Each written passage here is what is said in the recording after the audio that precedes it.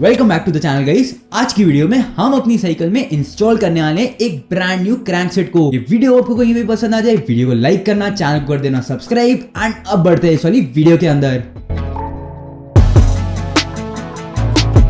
Guys, जो crankset को मैं इंस्टॉल करने वाला हूँ ये प्रोव्हील ब्रांड का क्रैंकसेट है एंड इसका जो मटेरियल है ना ये अलॉय बिल्ट है, ये स्टील बिल्ट नहीं है। Alloy built and steel built में यही बहुत बड़ा डिफरेंस है, इसका वेट बहुत ज्यादा कम होता है एंड बिल्ड क्वालिटी कहीं ना कहीं भाई स्टील बिल्ट से थोड़ी सी बेटर मिलती है आपको। एंड बात करूं इसके स्पेसिफिकेशन की तो जो इसका क्रैंक आर्म की लेंथ है ना ये आपको 170 mm की देखने को मिलेगी। जो इसका वेट है ये आपको ऑलमोस्ट 922 ग्राम्स मिलेगा, ये इसका एग्जैक्ट वेट है। एंड इस वाले पर्टिकुलर क्रैंकसेट में आपको चेन गार्ड भी मिलता है। अब चेन गार्ड का बेनिफिट यही है, जब आप साइकिल चलाते हैं ना तो जो चेन होती है जब वो टॉप वाली चेन रिंग में चल रही होती है ना तो कई बार वो आपके पैरों में लग जाती है, जिस वजह से आपके पैर में ग्रीस लग जाता है, कब में पैर साफ करने पड़ते हैं। तो उससे ज्यादा बेटर है एक चेन गार्ड होना। एंड दूसरा इसका बेनिफिट ये होता है कि जब आप ऑफ रोडिंग करते हैं या फिर किसी ऐसे टेरेन में जाते हैं जहां पे स्पीड ब्रेकर हो या फिर पत्थर वगैरह हो ना तो वो आपके क्रैंकसेट को डैमेज ना करे, उससे पहले चेन रिंग पे लग जाता है। एंड अगर आपको चेन रिंग नहीं पसंद है तो यहाँ पे एक चीज और है, इसमें नट्स दी गए हैं, आप इसको निकाल सकते हैं एंड बिना चेन रिंग के भी जो क्रैंकसेट है वो काफी अच्छा दिखता है। अब ये जो क्रैंकसेट रहने वाला ना ये मैं अपनी साइकिल में इंस्टॉल करूंगा एंड मेरी साइकिल में लगा हुआ है एक square tapered bottom bracket. Square tapered bottom bracket कुछ इस तरीके का होता है एंड इसमें सिर्फ इसी तरीके का क्रैंकसेट फिट होता है। अब इसको इंस्टॉल करना काफी ज्यादा सिंपल होता है। सबसे पहले तो गाइस आपको कुछ इस तरीके के टूल की जरूरत पड़ेगी, ये एक क्रैंकसेट टूल होता है। एंड नेक्स्ट चीज गाइस, शिमानो में आपको कुछ इस तरीके का क्रैंकसेट के ऊपर नट देखने को मिलेगा,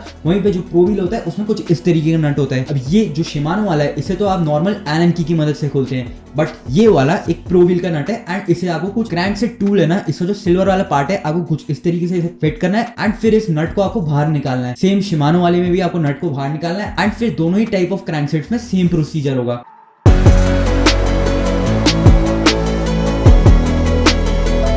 अब आप इसे खींचना चाहेंगे ये नहीं निकलेगा एंड मैं ऐसा एडवाइस नहीं करूंगा। कई बार गाइस आप क्रैंकसेट या फिर स्क्वायर टेपर्ड बॉटम ब्रैकेट को डैमेज कर सकते हैं, तो ज्यादा ताकत दिखाने का कोई मतलब नहीं है। आप इसे जितने अच्छे तरीके से कर पाए उतने अच्छे तरीके से करिए, अगर नहीं हो पाए तो भाई शॉप में ले जाओ, अपनी साइकिल को डैमेज मत करो। अब जो क्रैंकसेट वाला टूल है ना इसके अंदर आपको ये ब्लैक वाला पार्ट है, इस वाले ब्लैक पार्ट को आपको क्रैंकसेट के अंदर कुछ इस तरीके से टाइट करना है। बहुत ज्यादा टाइट मत करना क्योंकि फिर इसको निकालना भी है।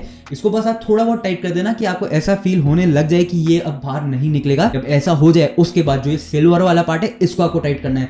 जब आप इसको टाइट करेंगे ना एक पॉइंट ऐसा आएगा जब वो बहुत आसानी से घूमने लग जाएगा एंड उस पॉइंट पे जब आप अपने क्रैंकसेट को बाहर खींचेंगे तब वो निकल आएगा। एंड बस उसके बाद आप ये जो ब्लैक वाला पार्ट है इसको अपने क्रैंकसेट से रिमूव करिए एंड क्रैंकसेट आपका बाहर निकल गया है। एंड आप इसके बाद अपने बॉटम ब्रैकेट को सर्विस कर सकते हैं या फिर बॉटम ब्रैकेट को आप क्लीन कर लो, उसके बाद थोड़ी सी ग्रीस लगा लो एंड फिर आप इंस्टॉलेशन की तरफ बढ़ सकते हैं। दोनों ही तरफ में बिल्कुल सेम प्रोसीजर होगा एंड दोनों ही तरफ को आपको कुछ इसी तरीके से निकालना होता है। तो आप इसको इंस्टॉल कर लीजिए, आपको सिर्फ इसको कुछ इस तरीके से अपने स्क्वायर टेपर्ड बॉटम ब्रैकेट में फिट करना है। जब ये फिट हो जाए, जो नट आपने स्टार्टिंग में लगा था इसको टाइट कर लीजिए एंड इसके अलावा और कुछ करने की जरूरत है ही नहीं। नट के ऊपर गाइस ग्रीस लगाना मत भूलना। कई बार ऐसा होता है कि जब आप 1-2 साल बाद अपने क्रैंकसेट को दोबारा बदलना चाहेंगे तो जब आप अपने नट को रिमूव करना चाहेंगे ना, जो उसमें थ्रेड होता है ना वो खराब हो जाते हैं। उसके लेफ्ट साइड में जो क्रैंक आर्म है उसको बिल्कुल आपको ऑपोजिट डायरेक्शन में लगाना है ताकि फिर ही आपका जो पेडल है वो बिल्कुल सेम उसमें चलेगा एंड ये चीजें बिल्कुल पैरेलल होनी चाहिए ग्राउंड से। एंड फिर जो प्रोव्हील वाले क्रैंकसेट के साथ आपको कैप मिलती है इसको आप इंस्टॉल कर लीजिए, आप क्रैंकसेट इंस्टॉल्ड है, डन है। अब मेरे साइकिल में पहले लगा था प्रोव्हील का ही क्रैंकसेट, बट ये वाला जो क्रैंकसेट है आप इसकी कंडीशन आप देख सकते हैं, इसे भाई ऑलमोस्ट 5 से 6 साल हो चुके हैं मेरी साइकिल में लगे हुए। एंड जो ये क्रैंकसेट है ना ये रस्ट पकड़ चुका है। चेन जब आप नई चेंज करते हैं एंड जो आपका क्रैंकसेट है या फिर फ्री व्हील है उसके जो टीथ है ना वो पुराने वाले ना, तो जो चेन आपने नई खरीदी ना ये भी बहुत जल्दी आपकी खराब हो जाएगी एंड चेन स्लिप मारने लग जाएगी। तो ये एडवाइसेबल है कि आप अपने क्रैंकसेट एंड फ्री व्हील को भी चेंज करा लें। एंड ऐसा नहीं है कि आपको हर बार जब भी चेंज बदलवाएं तभी इसको बदलवाना है, बस इसमें ये है कि अगर आपको विजिबली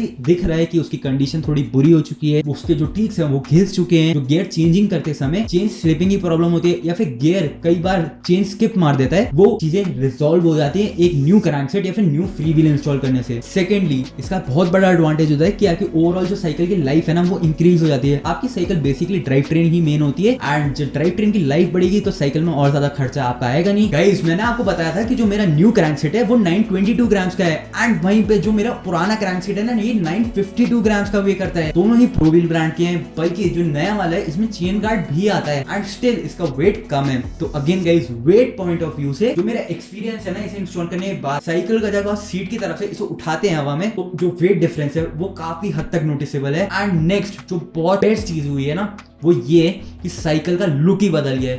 पहले साइकिल पुरानी दिख रही थी, पुरानी सी फील होने लग गई थी, बट जैसे ही क्रैंकसेट को चेंज करा, साइकिल भाई एकदम से ही ब्रांड न्यू फील होने लग गई, ब्रांड न्यू सी दिखने ही लग गई। एंड गाइस, अगर आपको मेरी तरह अपने साइकिल में भी कोई कंपोनेंट को, अपने क्रैंकसेट को बदलना है एंड एक न्यू क्रैंकसेट परचेज करना है ना, तो गाइस आप ओमो साइकिल्स की वेबसाइट में जा सकते हैं। यहाँ पे कंपोनेंट्स वाले सेक्शन में आपको ड्राइव ट्रेन हो, ब्रेक्स हो, सस्पेंशन फोक हो, हैंडल बार हो या फिर कोई भी कंपोनेंट हो, वो सारे यहाँ पे लिस्टेड है एंड इनके प्राइसिंग भी लिखी हुई है। तो अगर आपको कोई भी चीज परचेज करनी है, आप यहाँ से जाके चेकआउट कर सकते हैं, प्राइस देख सकते हैं, उसके साथ ही साथ भाई यहाँ पे डिटेल्स भी मेंशन कर रखी है। जैसे कि जो मेरा क्रैंकसेट है वो प्रो व्हील का अलॉय क्रैंकसेट है, बट इसमें कितने टीथ्स हैं ये कैसे पता लगेगा, वो भी यहाँ पे मेंशन्ड है। 24, 34, 42 टीथ की कॉन्फ़िगरेशन में मिलता है। जो इसका क्रैंक काम है वो कितनी लेंथ का है, ये चीज भी भाई काफी इंपॉर्टेंट रहती है अगर आप एक कंपोनेंट को खरीद रहे हैं। तो सारी डिटेल्स यहाँ पे मेंशन्ड है। आप खरीदने से पहले सारी इन्फॉर्मेशन आपको इनकी साइट से मिल जाती है। एंड अगर आपको कंपोनेंट्स नहीं परचेज करने हैं, बल्कि आपको एक नई साइकिल ही परचेज करनी है, एंड साइकिल भी ऐसी जिसमें कंपोनेंट्स आपके खुद की चॉइस के हों, पड़ेगा ओमो बाइक्स की वेबसाइट में, जिसका लिंक मैं आपको डिस्क्रिप्शन में दे दूंगा। एंड वहां पे गाइस आपको अपने फ्रेम साइज को, अपने व्हील साइज को सिलेक्ट करना है। एंड ये चीज गाइस अपने हाइट के हिसाब से आपको सिलेक्ट करनी चाहिए, जो कि यहाँ पे क्लियरली मेंशन कर रखा है। उसके बाद हम अपनी गियर्स की रेंज सिलेक्ट करेंगे, जिसमें बेसिकली गाइस हम अपनी ड्राइव ट्रेन को सेट कर रहे हैं, कौन सी ड्राइव ट्रेन हमको चाहिए। जिसमें हमको ऑप्शन मिलते हैं 7 स्पीड ड्राइव ट्रेन का, जिसमें फ्री व्हील आता है, 7 स्पीड जिसमें एक कैसेट लगा हुआ है, 21 स्पीड के गियर्स जिसके अंदर एक फ्री व्हील आता है, एंड 21 स्पीड के गियर्स जिसमें कैसेट आता है, 24 स्पीड के गियर्स जिसमें कैसेट आता है, एंड अलॉय स्टील बेयरिंग्स भी आपको देखने को मिलती है। सस्पेंशन की बात करें तो यहाँ पे 3 सस्पेंशन के बीच में चॉइस मिलती है। एक स्टील सस्पेंशन जिसमें एक लॉकआउट की फंक्शनैलिटी आती है एंड प्रीलोड की सेटिंग भी आती है। जूम का सस्पेंशन फोर्क जो कि अलॉय बिल्ट फोर्क रहता है एंड इसमें 80 mm की ट्रैवल मिलती है, बट ये लॉकआउट फोर्क नहीं है, ये एक बेसिक जूम का फोर्क है। उसके बाद आपको एसआर संतूर का एक सीटी अलॉय सस्पेंशन फोर्क देखने को मिलता है, जो कि 100 mm की ट्रैवल को लेके आता है, एंड ये एक लॉकआउट सस्पेंशन फोर्क है। एंड गाइस, कंपोनेंट्स तो आपको काफी वेबसाइट्स में मिल जाएंगे ऑनलाइन, बट अगर आपको ओरिजिनल की गारंटी चाहिए ना, तो वो चीज गाइस आपको ओमो साइकिल से मिलती है।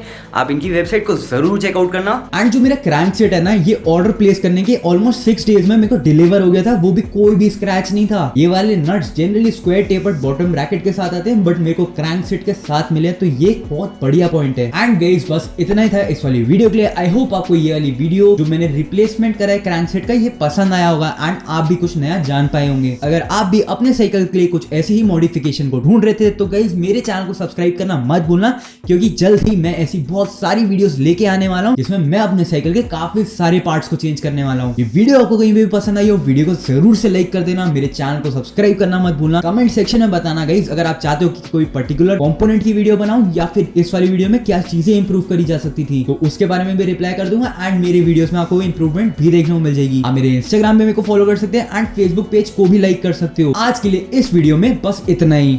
मिलता हूं आपसे बहुत जल्द एक और नई वीडियो के साथ। Till then bye guys.